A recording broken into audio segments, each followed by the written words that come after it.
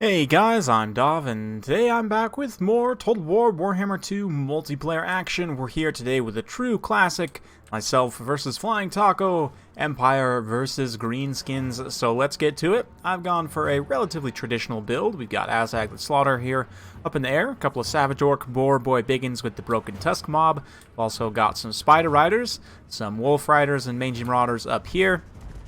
Infantry force going to be some Gobos here, Night Goblin Fanatics with the 8 Peak Loons, 1 Skulker, and 2 Black Orcs with a little Zappa over there.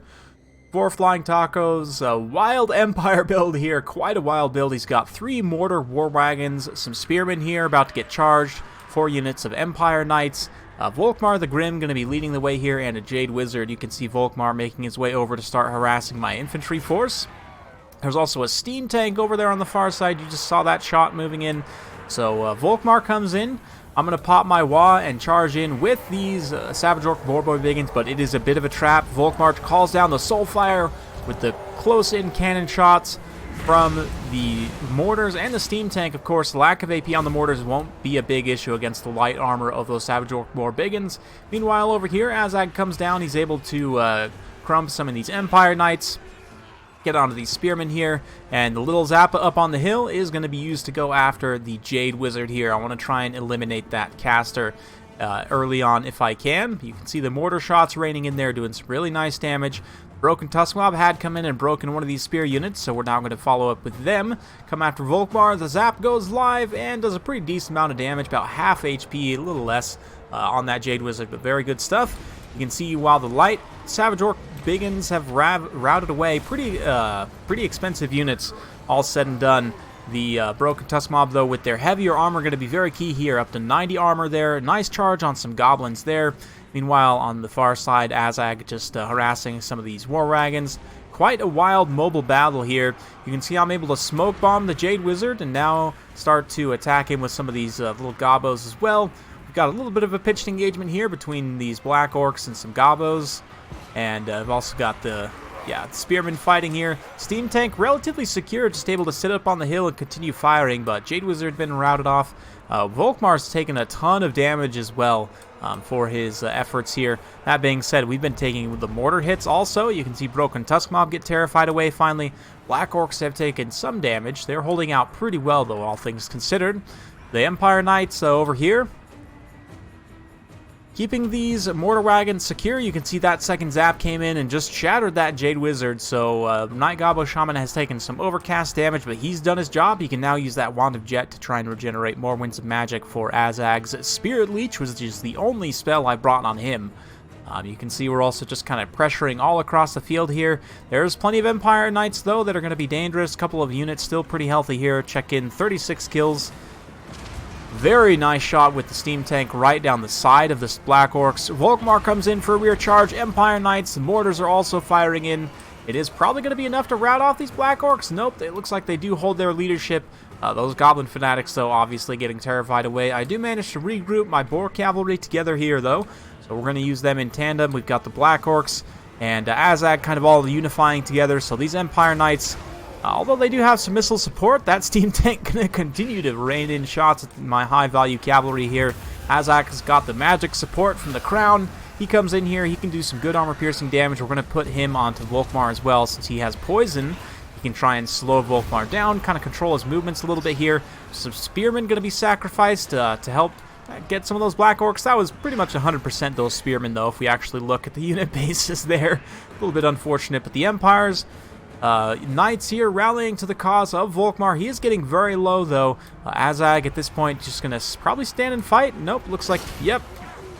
Turn to the side here. Danger close with that steam tank firing in from the far side. But if Volkmar goes down here, that's going to be a big loss. And I do just barely manage to get the Wa active in time here to get a nice damage spike going. We unleash the Fanatics, which does a little bit of friendly damage, certainly, but also some damage to those Empire Knights as well. And yeah, Volkmar the Grim not able to escape here with the Wa active. Azag comes in and finishes the job there. So that's going to put me ahead somewhat on the balance of power. That being said, there is still the steam tank to deal with. These mortar wagons should be able to start to slow them down with like these spider riders. The saga of the spider riders and the mangy marauders I haven't really talked about too much, but they've just been running around kind of distracting these Empire cav the whole time, skirmishing them, poisoning them, generally being annoying, and we're going to continue to do that there. Azag drops down, try and take out some of these war wagons here, these mortar wagons. Definitely a wild pick. Definitely not a meta pick whatsoever. Yeah, mortar wagons are okay. I think, honestly, if they had better AP values, they would be pretty decent. Or even if they just had better refire rates or something. But they are a little bit hard to make themselves pay. You can do it, certainly, especially against certain factions. Greenskins can be a faction where you can make them work. But at this point, the biggest threat left on the field is the steam tank. You can see over on the far side, these broken tusk mob, all that remained of my boar cav, going to shatter some Empire Knights there. But yeah, this steam tank point blank blasts Azag in the face as he jumps down, but he's going to throw a Spirit Leech in response and come solo mano-y-mano with this steam tank here. It bops him in the face. I guess Skullmunch is really doing most of the work, but here comes some Black Orcs. Don't necessarily want to make it too fair of a fight there. You can see a few more mortar shots raining in, but the mortars are pretty much getting pushed off the field at this point. We do still have a handful of Empire Knights here. But yeah, they're going to come in, charge these Warlords boys, and I'm going to do a very goblin thing here and unleash some fanatics that they'll catch some of these Empire Knights, but it's going to do a lot of friendly fire as well on these Warlords boys. Oh man, oh man. Yeah, there's some animosity right there for sure.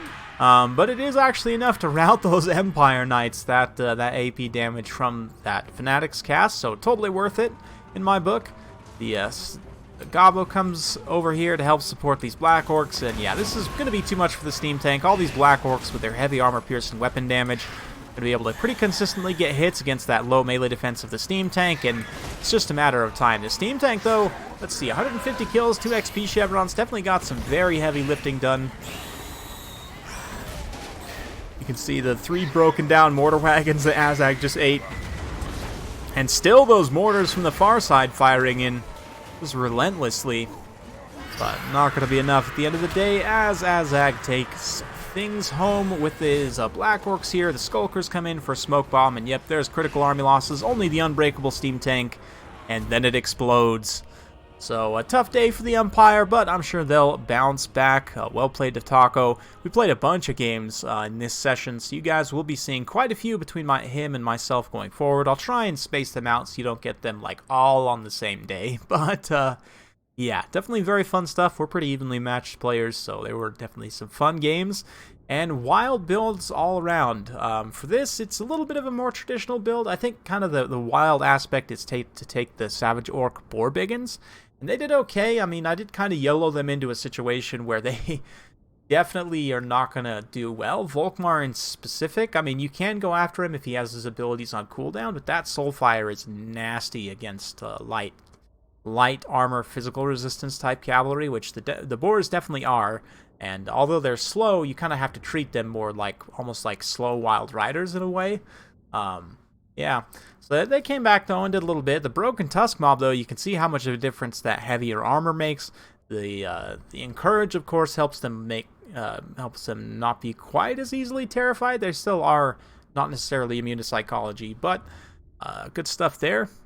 Decent kills on the Spider Riders as well. Again, the Mangy Marauders, I didn't really highlight them too much, which is a bit of a shame because they actually did some pretty decent work.